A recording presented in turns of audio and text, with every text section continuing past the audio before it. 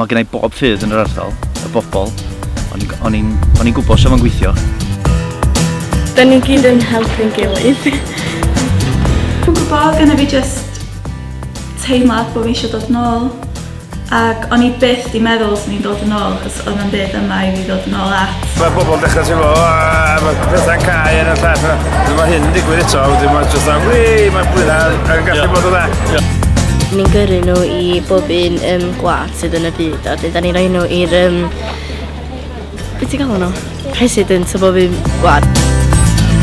Mae'n bosib datblygu twristiaeth iach. A'r ffordd ydy cwmnïau bach lleol ydy'r ffordd gorau wneud hynna. Dwi'n meddwl beth ni fel ardal ydy peidio beio bobl. Dwi'n mwynhau dod o'r plant allan gan bod rhan fwy nhw yn stuck ar eu PlayStations, cyfriadur a bob peth felly.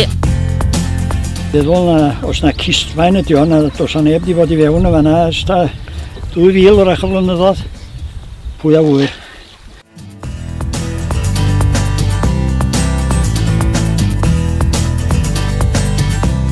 Mwch chi chwarae fo?